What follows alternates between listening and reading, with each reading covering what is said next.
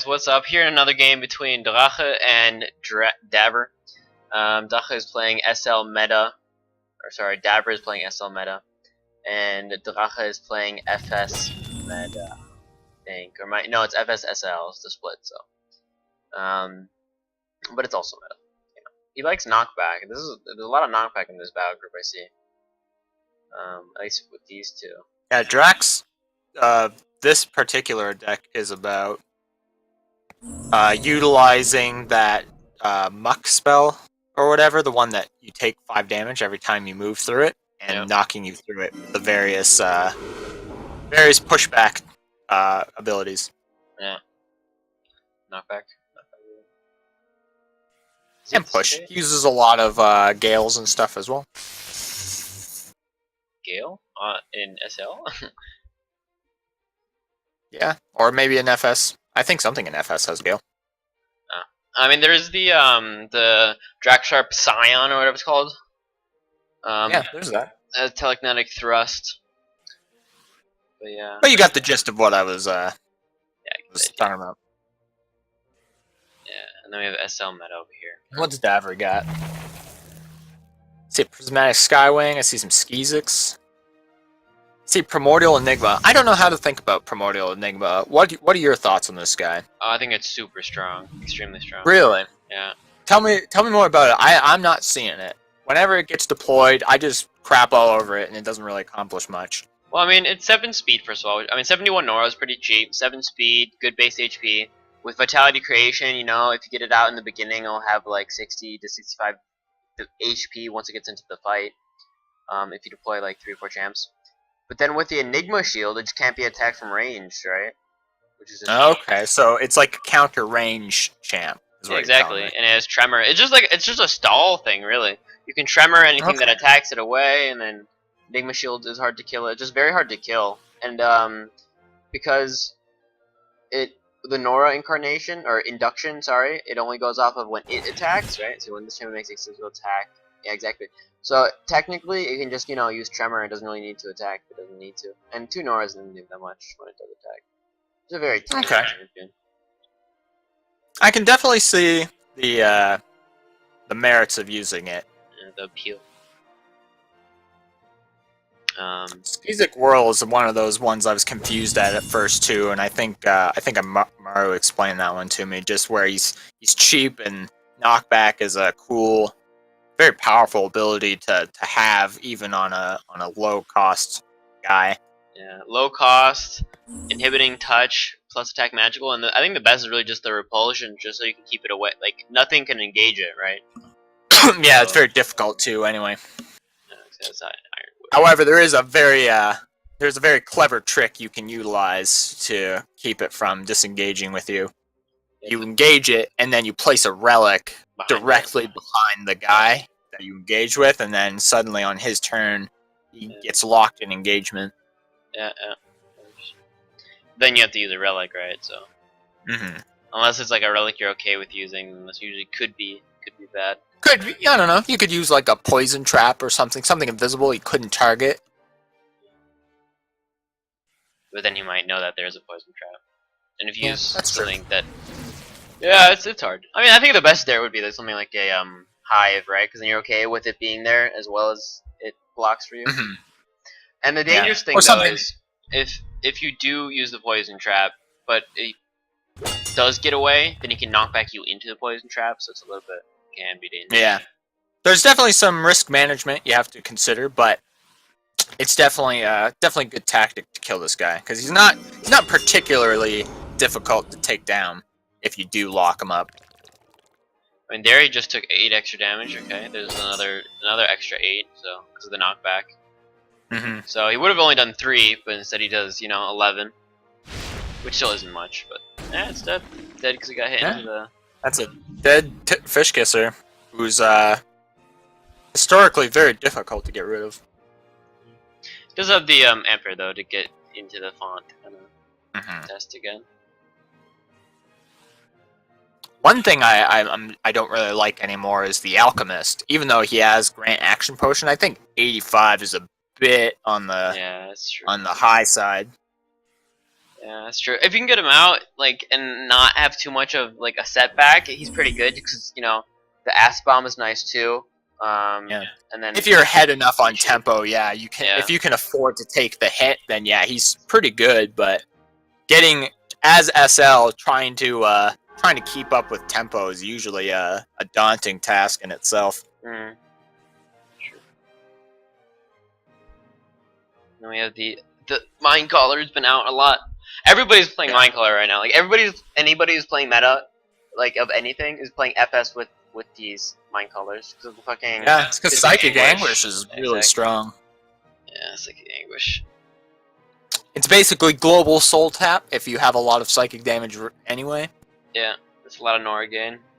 A lot of Nora gain, a lot of loss of life effect. Global effects are just powerful anyway. Let's see, what just happened? I saw he did Reforge. Yeah, but why? Because now he gave the Prismatic Skywing the Dragon Claw. So now he's not cleansed. Oh, because he wanted to give it inhibited, that's why.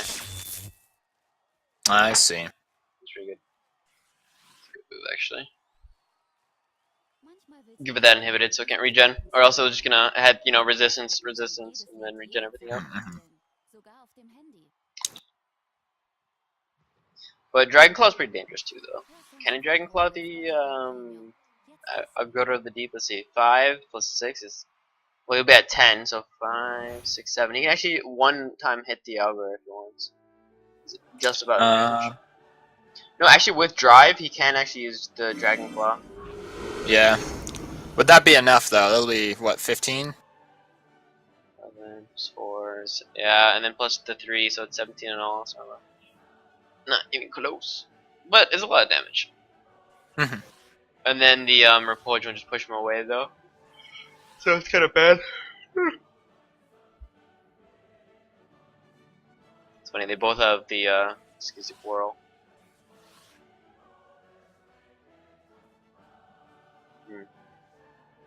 Looks like Drache isn't playing the deck I thought he was playing. Or unless he is, and it's just got some weird stuff in it. Because Skywing Imperator, Frick Mindcaller don't really seem to play into what he's trying to accomplish here. It's gonna knock back here or what? Can he kill the other? I mean, he has 3 damage plus another 13. His spell, but he just deployed the Sonogri, so I doubt he has anyone for anything. The Augur can't leap away, so yeah, there's true. that as well. He's distracted. Saving Grace. Is he gonna go into the bottom font though again or no? Should, right? Oh, he gives it up actually. He gives up the bottom font, at least for this turn. Ooh. Ends up taking damage from Snogvy's aura. Huh?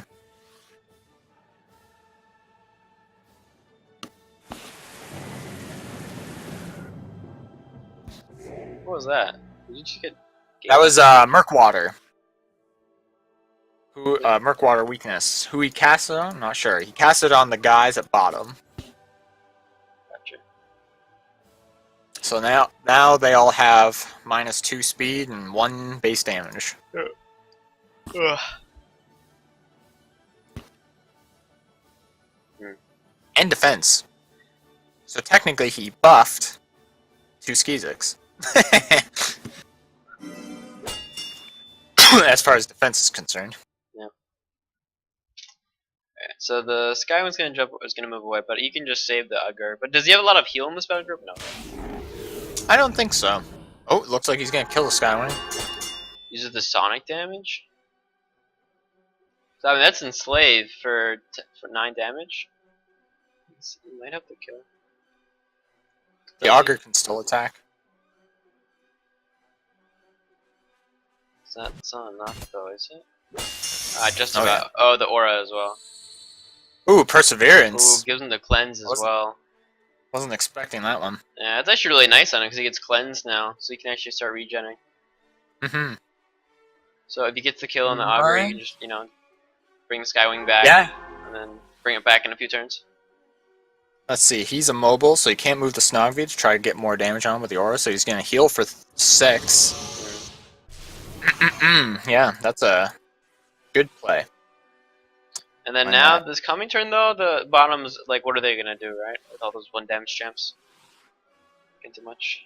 He could play just defensively, probably. Yeah. Oh, is that a kill? Yeah, it's a kill. Ooh, that's a kill. 5. Because the hive damage is applied at the end of the turn, so it happens before he heals. Damn. Dash disconnected. Looks like he's having some connection issues. Yeah. It's fine. It's Snoggy's gonna blast that auger though. Yeah. It's a deed. Dead auger. I don't think you need to drive him, but may as well get that globe. You need one thing. You could have actually just driven the auger as well. You could have saved 2 HP on him. But then you wouldn't have gotten the AP, which you might have wanted. It's 1 AP this way. Yeah. Tornado. Killed the Mind Caller. It's decent play. You can get the Nora Globe get the Nora Globe and Tremor. Tremor doesn't actually no, because he'll be distracted if he gets the Nora Globe. Just gonna chill. That's useless. I mean, all right. That scours them. I guess, yeah. They take a little bit of damage. Deafening Aura is only 2 spaces now, so he could have tremored the Snogby and done a bunch of damage to the 2 of them. Yeah, I guess. At least if my understanding of the positioning is correct, it would have happened that way because it would have pushed him back into the dragon. Yep. He would have taken 10. Well, he could have gone up anyway. There's a space where he could have done it from.